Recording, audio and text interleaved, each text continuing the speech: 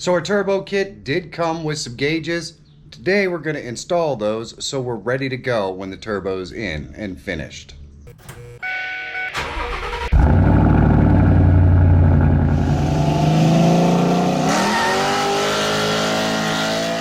Here we have our little cluster for our gauges. We've got our temperature gauge and our oil temperature gauge, our oil pressure gauge, and this is the vacuum hose for our boost gauge. We're going to attempt to feed this down here into our car right next to the hood latch here. We go down, you can see the two red wires running through there as well. That's where we're going to run this, hopefully.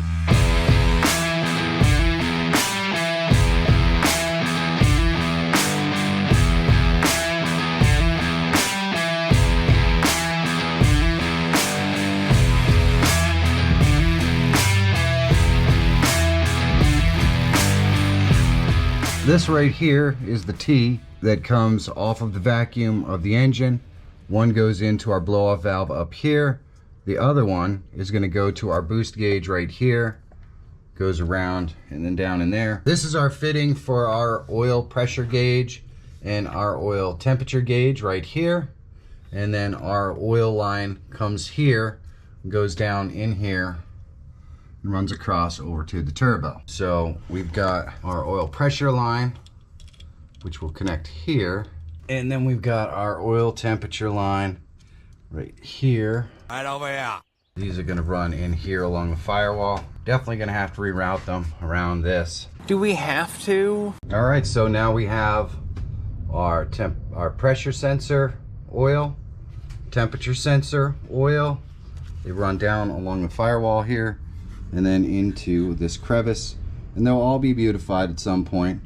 For now, until we get a chance to actually test everything up, all of this stuff is kind of hanging out. You can see we got spaghetti over there.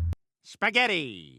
All that stuff will be clean and beautified at some point, but not until everything works properly. Sure, Jan. Which we might still be a little ways off. Ha! Told ya! The next thing we have to do is finish clamping everything down. Now you can see that I added clamps here and here, and we have all of this clamped together with a metal T over here. Yeah, I'm here, I'm here.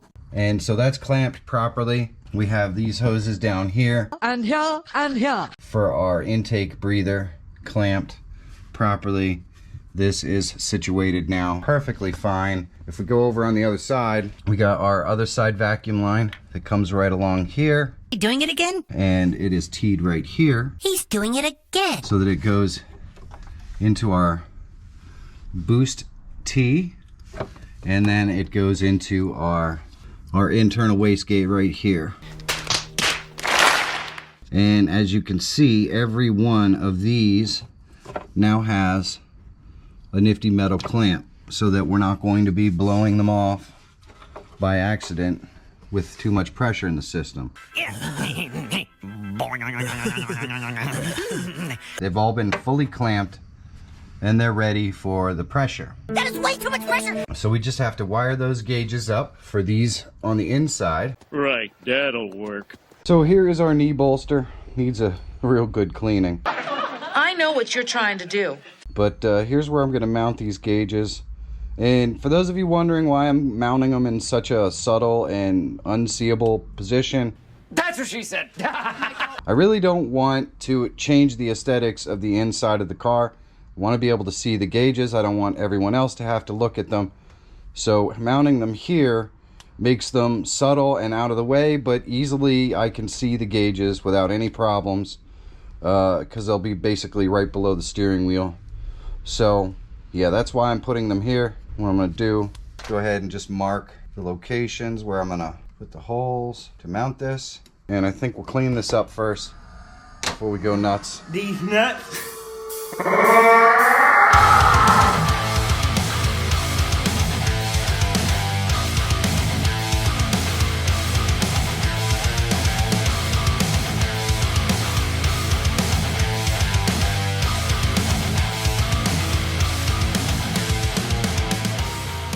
This stuff really does do a great job on just removing dirt and grime and all of the things that make your interior look kind of ugly. And it just takes a couple seconds. It would be nice if the cap wasn't broken, but it is what it is. And whose fault is that? It's not my fault. I think we're ready to do some drilling.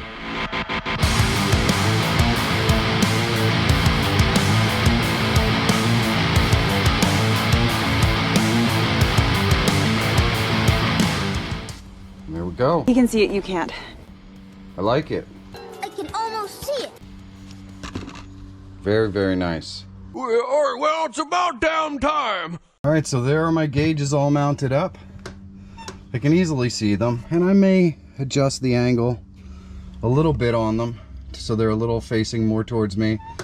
But the main goal is that they don't interfere with anything, and I can easily see them no matter what, which in this case I can. You sure about that? So that's all that matters. This gauge out here is the boost one. That's the most important and easily the most visible. So yeah, I'm pretty happy with the gauges. Just have to wire them up, which we'll do in a little bit. Just tie up some other loose ends first. Okay, so each of these gauges basically has 2 wires.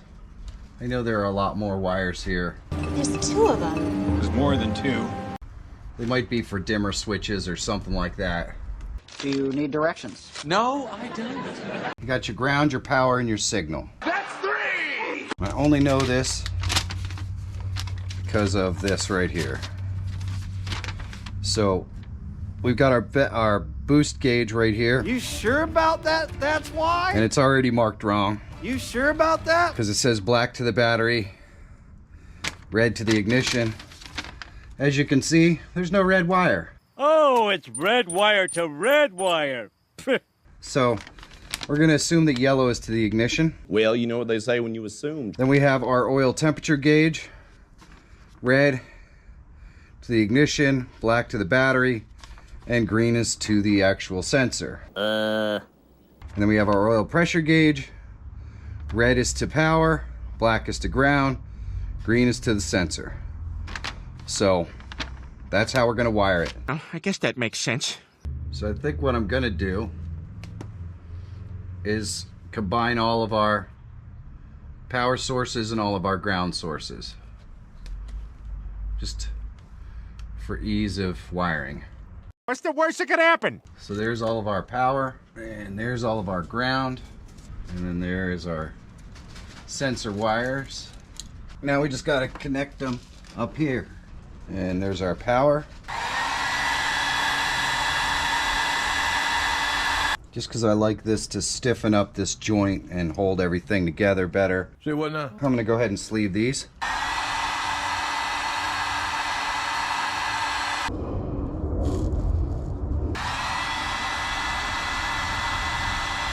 There we go. So now we're not adding 5 extra wires to the power and 5 extra wires to the ground.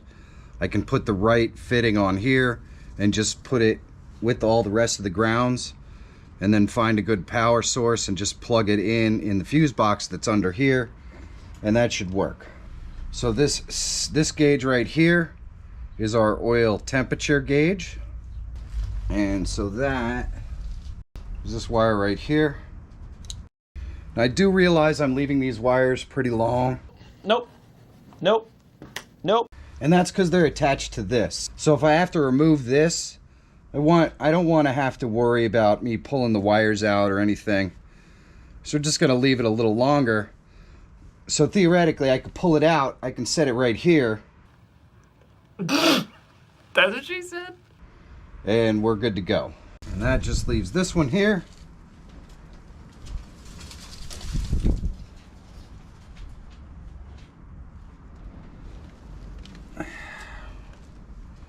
Goes to this, and this is the oil pressure gauge.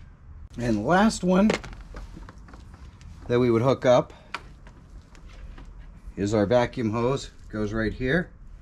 I'm gonna get a clamp. 6.5 hours later. There we go. Everything's all wired up. Now, some people with sharp eyes might notice that the bezels on a couple of the gauges were totally different. That's because those gauges were replaced. The original ones didn't seem to work. These ones don't work either, but they are hooked up properly and everything. I'm just trying to work through and figure out why exactly these two gauges are not reading. Still a mystery to me to this day. No, God! If any of you guys know any reasons why these gauges aren't working, well, you know, you can let me know that in the comments. Say what now? I'd really like to have these gauges work so I can know my oil pressure and my oil temperature. But you could also be asking yourself why in the heck I would be spending all this time, energy, and money on a worthless BMW 733. Feel bad for him.